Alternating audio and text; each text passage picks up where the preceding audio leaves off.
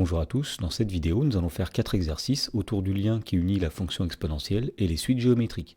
Dans le premier exercice, on nous dit dans chaque cas de montrer que la suite UN est géométrique et de déterminer sa raison ainsi que son sens de variation. Alors dans chaque question, la suite UN fait intervenir de l'exponentielle et dans la première question, on nous dit que pour tout entier naturel n, UN est égal à exponentielle de 2n.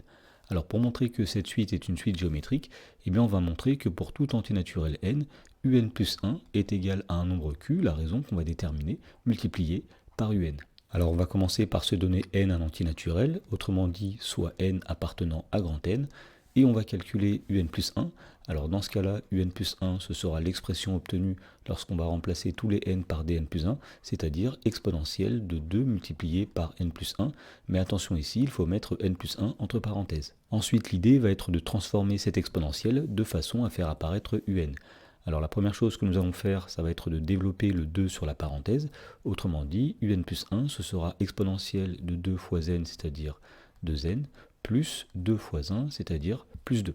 Ensuite, nous allons casser cette expression en utilisant une propriété de la fonction exponentielle qui dit que exponentielle de x plus y est égale à exponentielle de x multiplié par exponentielle de y. Autrement dit, nous obtenons ici exponentielle de 2n multiplié par exponentielle de 2. Et l'avantage d'avoir fait cela, c'est qu'on reconnaît ici un, autrement dit, un plus 1, ce sera un multiplié par exponentielle de 2.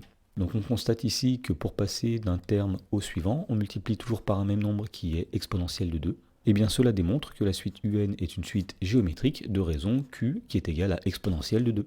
Alors avec une calculatrice, on trouve que le nombre e au carré est à peu près égal à 7,4. Et on sait que si la raison d'une suite géométrique est strictement plus grande que 1, cette suite est croissante. Donc on en déduit dans la première question que la suite un est croissante. Dans la question numéro 2, on nous demande de montrer que la suite un définie par un est égale à exponentielle de moins 5n est une suite géométrique. Donc même chose ici, on va commencer par se donner n un entier naturel quelconque, et on va calculer un plus 1 en essayant de faire apparaître quelque chose fois un. Alors tout d'abord, un plus 1, c'est l'expression qu'on obtient lorsqu'on remplace tous les n par dn plus 1 dans un. Autrement dit, un plus 1, ce sera exponentielle de moins 5 multiplié par n plus 1, mais là aussi, il faut mettre des parenthèses.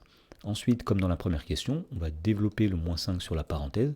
Autrement dit, on va obtenir ici exponentielle de moins 5n plus moins 5 fois 1, c'est-à-dire moins 5. Et en utilisant la propriété de la fonction exponentielle qu'on a rappelée, eh bien on va dire que un plus 1, c'est exponentielle de moins 5n multiplié par exponentielle de moins 5. Alors exponentielle de moins 5n, c'est un, autrement dit, un plus 1, c'est un multiplié par exponentielle de moins 5. Et donc on remarque que pour passer d'un terme au suivant, on multiplie toujours par un même nombre qui est exponentielle de moins 5. Et donc cela veut dire que la suite un est une suite géométrique de raison q est égale à exponentielle de moins 5. Alors avec une calculatrice, on trouve que exponentielle de moins 5 est à peu près égale à 0,006, c'est-à-dire que c'est un nombre compris entre 0 et 1, et on sait que si une suite est géométrique et que son premier terme est strictement positif et sa raison est comprise entre 0 et 1, eh bien cette suite est décroissante. Donc dans la deuxième question, la suite un est décroissante. Dans la question numéro 3, on demande de montrer que la suite un définie par un est égale à 2 fois exponentielle de 3n est une suite géométrique. Donc nous allons donner n un entier naturel, soit n appartenant à grand N, et on veut montrer finalement que pour tout entier naturel n, un plus 1 peut s'écrire comme donc on va commencer par calculer u indice n plus 1, et pour cela, il suffit tout simplement de remplacer tous les n par dn plus 1 dans l'expression de un. Autrement dit, un plus 1, c'est 2 multiplié par exponentielle de 3 multiplié par n plus 1. Attention, là aussi, il faut mettre des parenthèses autour du n plus 1. Ensuite, on va essayer de modifier cette expression-là de façon à faire apparaître un nombre multiplié par un. Donc nous allons dire que un plus 1, c'est 2 multiplié par, et donc ici, nous allons tout d'abord développer le 3 sur la parenthèse. On va obtenir exponentielle de 3n plus 3. Et donc pour terminer, nous allons appliquer la propriété de la fonction exponentielle que nous avons rappelée tout à l'heure, en disant ici que un plus 1, c'est 2 fois exponentielle de 3n multiplié par exponentielle de 3. Et nous reconnaissons ici un, autrement dit, un plus 1, c'est un multiplié par exponentielle de 3. Et donc finalement, puisque pour passer d'un terme au suivant, on multiplie toujours par le même nombre qui est exponentielle de 3, eh bien on en déduit que la suite un est une suite géométrique de raison q égale exponentielle de 3. Et avec une calculatrice, on trouve que exponentielle de 3 est à peu près égale à 20. Donc ici, la suite un est une suite qui est géométrique. De premier terme qui est égal à 2. Lorsqu'on remplace n par 0, on trouve que u0 est égal à 2.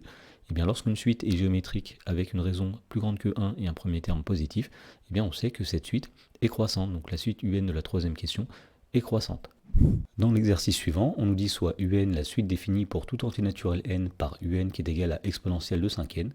Et dans la première question, on demande de montrer que la suite UN est une suite géométrique. On demande aussi de préciser sa raison et son premier terme U0. Alors pour montrer que UN est une suite géométrique, eh bien on va montrer que pour tout entier naturel n, UN plus 1 peut s'écrire comme un nombre Q multiplié par UN. Donc on va commencer par se donner n un entier naturel, donc soit n appartenant à grand N, et on va calculer U indice n plus 1. Alors UN plus 1, c'est lorsqu'on remplace tous les n par dn plus 1 dans l'expression de UN. Autrement dit, UN plus 1, c'est exponentielle de 5 multiplié par n plus 1, mais attention, il faut mettre des parenthèses ici autour du n plus 1. Ensuite, pour calculer UN plus 1, eh bien, nous allons développer le 5 sur la parenthèse. On va obtenir ici exponentielle de 5 fois n, c'est-à-dire 5n, plus 5 fois 1, c'est-à-dire plus 5. Alors on rappelle que l'objectif ici est de faire apparaître UN, et pour cela on va appliquer une propriété de la fonction exponentielle qui dit que exponentielle de x plus y est égale à exponentielle de x multiplié par exponentielle de y. Et donc finalement on obtient ici exponentielle de 5n multiplié par exponentielle de 5, et donc on reconnaît ici exponentielle de 5n qui est UN, donc UN plus 1 c'est UN multiplié par exponentielle de 5. Donc finalement, on a montré que pour passer d'un terme au suivant dans la suite UN, on multiplie toujours par un même nombre qui est exponentielle de 5. Et bien cela signifie que la suite UN est une suite géométrique de raison Q est égal à exponentielle de 5. Alors on demandait aussi le premier terme de la suite, c'est-à-dire U0. Pour calculer U0, puisque la suite est définie de manière explicite, il suffit tout simplement de remplacer n par 0 dans l'expression de UN. Autrement dit, U0 c'est exponentielle de 5 fois 0. Alors 5 fois 0 ça donne 0, donc U0 c'est exponentielle de 0, et on sait que exponentielle de 0 est égale à 1. Donc on en déduit que le premier terme de cette suite c'est U0 est égal à 1. Dans la question numéro 2, on demande de calculer la valeur exacte de la somme S qui est égale à U0 plus U1, etc. jusqu'à U7. Donc grand S c'est la somme de tous les termes de U0 jusqu'à U7.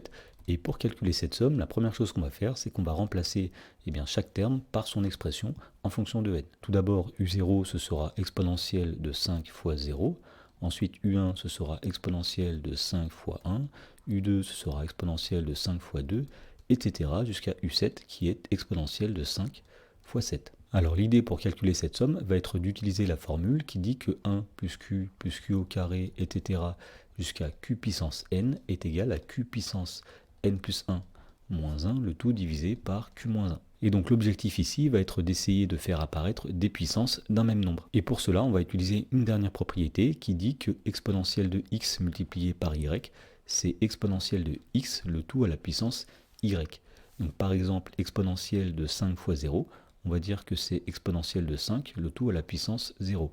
De la même façon, exponentielle de 5 fois 1, c'est exponentielle de 5, le tout à la puissance 1. Exponentielle de 5 fois 2, c'est exponentielle de 5 à la puissance 2, etc. Et pour terminer, on va dire que exponentielle de 5 fois 7, c'est exponentielle de 5 à la puissance 7. Alors tout d'abord, exponentielle de 5 à la puissance 0, ça va donner 1. Un nombre à la puissance 0, c'est 1. Plus exponentielle de 5 puissance 1, c'est tout simplement exponentielle de 5. Plus exponentielle de 5 au carré, plus exponentielle de 5 puissance 3, etc. jusqu'à exponentielle de 5 à la puissance 7. Et on reconnaît bien ici une expression du type 1 plus Q au carré, etc. jusqu'à Q puissance 7. Donc si on applique la formule qui est tout en haut avec le nombre Q qui est égal à exponentielle de 5, eh bien on va obtenir ici exponentielle de 5 à la puissance 7 plus 1, c'est-à-dire 8, moins 1, le tout divisé par exponentielle de 5 moins 1. Et donc pour terminer, on va calculer exponentielle de 5 à la puissance 8. On sait que exponentielle de 5 à la puissance 8, ce sera tout simplement exponentielle de 5 fois 8, c'est-à-dire exponentielle de 40. Et donc ici, on obtient exponentielle de 40 moins 1 divisé par exponentielle de 5 moins 1. Dans l'exercice suivant, on nous dit qu'on estime qu'une population de bactéries composée initialement de 1000 individus augmente chaque semaine de 10%. Et dans la première question, on nous dit que pour tout antinaturel n, on note UN le nombre de bactéries au bout de n semaines d'évolution. Dans la question A, on demande de déterminer le nombre de bactéries au bout d'une semaine et de 2 semaines. Donc commençons par calculer le nombre de bactéries au bout d'une semaine, c'est-à-dire U1. Alors pour obtenir U1, eh bien nous allons prendre le nombre de bactéries de la semaine précédente, c'est-à-dire 1000, auquel on va ajouter 10% du nombre de bactéries de la semaine précédente. Alors prendre 10% d'une quantité, ça revient à multiplier par 0,1. Et donc ici, nous allons faire 1000 bactéries plus 10% de 1000, c'est-à-dire 0,1 fois 1000. Et donc lorsqu'on calcule ceci, on obtient 1100 bactéries au bout d'une semaine. Ensuite, pour calculer le nombre de bactéries au bout de 2 semaines, on va faire la même chose. On va reprendre le nombre de bactéries de la semaine précédente, c'est-à-dire 1100 bactéries, auquel on va ajouter 10% du nombre de bactéries de la semaine précédente, donc plus 0,1 fois 1100. Et donc on trouve que la deuxième semaine, il y aura 1210 bactéries. Alors une petite remarque avant de continuer, on aurait pu calculer directement les nombres U1 et U2 en multipliant par 1,1, puisqu'en effet, augmenter une quantité de 10%, ça revient à la multiplier par 1 plus 10 sur 100. Et donc 1000 fois 1,1 donne bien 1100, et 1100 multiplié par 1,1 donne bien 1200. Dans la question B, on demande de déterminer l'expression de UN en fonction de N en justifiant. Alors comme on l'a dit, augmenter une quantité de 10%, ça revient à la multiplier par 1 plus 10 sur 100, c'est-à-dire 1,1. Et donc on en déduit que pour tout antinaturel n, pour calculer le nombre de bactéries à la semaine n plus 1, il suffit tout simplement de prendre le nombre de bactéries à la semaine n et de le multiplier par 1,1. En particulier, puisque un plus 1 c'est un nombre fois un, on en déduit que la suite un est une suite géométrique de raison 1,1. Dans la question numéro 2, on nous dit à l'aide d'un tableur, on a représenté la suite UN et on l'a ajustée par une courbe de tendance de type exponentielle. Donc nous avons les termes de la suite qui sont représentés par des croix et nous avons en rouge la courbe de tendance. Alors on nous dit qu'on pose f de t qui est égal à 1000 multiplié par exponentielle de 0,0953t pour t plus grand que 0. Et dans la question A, on nous dit, pour tout réel t plus grand que 0, de simplifier le quotient f de t plus 1 sur f de t, puis de mettre en relation avec la suite un. Donc on va commencer par se donner t un nombre réel positif, soit t supérieur ou égal à 0, et on va calculer f de t plus 1 divisé par f de t. Alors tout d'abord, f de t plus 1, c'est lorsqu'on remplace tous les t par des t plus 1 dans l'expression de f de t. Autrement dit, c'est 1000 multiplié par exponentielle de 0,0953 multiplié par t plus 1, entre parenthèses, divisé par f de t, c'est-à-dire 1000 multiplié par exponentielle de 0,0953 multiplié par t. Alors la première chose qu'on peut faire ici, c'est de simplifier par 1000 au numérateur et au dénominateur. Et au numérateur, nous allons ici développer le 0,0953 sur la parenthèse. Donc ici, nous faisons disparaître les 1000 et nous écrivons exponentielle de 0,0953 fois t, c'est-à-dire 0,0953t, plus 0,0953 fois 1, c'est-à-dire 0,0953. Le tout divisé par exponentielle de 0,0953t. Ensuite, pour simplifier cette expression, eh bien, nous allons utiliser une des propriétés de la fonction exponentielle qui dit que exponentielle de x sur exponentielle de y, c'est exponentielle de x moins y. Autrement dit, ici, nous allons obtenir exponentielle de 0,0953t plus 0,0953, c'est l'exposant qui est en haut, moins l'exposant qui est en bas, c'est-à-dire 0,0953t. Et l'avantage de faire ceci, c'est qu'on voit qu'il y a des termes qui disparaissent. Autrement dit, on obtient finalement exponentielle de 0,0953. Alors on demandait aussi de mettre en relation ce résultat avec la suite un. Alors étant donné que la courbe de la fonction f, eh bien, c'était une courbe qui ajustait le nuage de points de la suite un, eh bien, on en déduit que un c'est approximativement f de n et que un plus 1 c'est aussi approximativement f de n plus 1. Et donc on en déduit que lorsqu'on fait f de n plus 1 divisé par f de n, eh bien, on va obtenir approximativement un plus 1 divisé par un. Alors f de n plus 1 sur f de n, on l'a calculé précédemment, c'est exponentielle de 0,0953, et un plus 1 sur un, ce sera 1,1, puisque nous avions dit que un plus 1, c'est 1,1 multiplié par un. Si on divise des deux côtés par un, on obtient bien un plus 1 sur un qui vaut 1,1. Alors on avait dit que la suite un était une suite géométrique de raison 1,1, et donc ce qu'on peut dire ici, c'est que un est une suite qui est géométrique de raison qui est approximativement égale à exponentielle de 0,0953. Alors quel est l'intérêt de ce résultat? C'est de dire que comme la suite un est géométrique, et bien pour tout antinaturel n, un c'est u0 fois q puissance n. Alors on a dit ici que Q c'est approximativement exponentielle de 0,0953, donc UN c'est à peu près 1000 fois exponentielle de 0,0953 puissance n, c'est-à-dire 1000 fois exponentielle de 0,0953 fois n, et donc on retrouve ici la fonction f qui permettait d'ajuster la suite UN. Dans la question B, on demande de calculer f de 2 plus 1 septième et d'interpréter le résultat obtenu. Alors pour calculer f de 2 plus 1 septième, il suffit tout simplement de remplacer t par 2 plus 1 septième.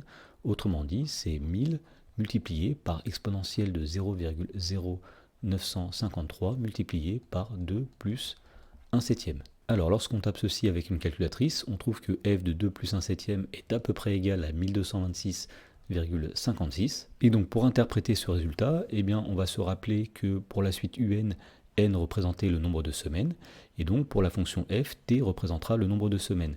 Et donc 2 plus 1 septième va représenter 2 semaines plus 1 jour. Et donc l'interprétation que nous allons donner, c'est qu'au bout de 2 semaines et 1 jour, soit 15 jours, 14 plus 1 jour, eh bien la population de bactéries sera environ de 1257 individus. Dans le dernier exercice, on nous dit qu'une ville comptait 30 000 habitants en 2015 et que chaque année, le nombre d'habitants baisse de 8%. Alors on nous dit soit UN le nombre d'habitants de cette ville à l'année 2015 plus n, et dans la première question, on demande d'exprimer UN plus 1 en fonction de UN pour tout entier naturel n.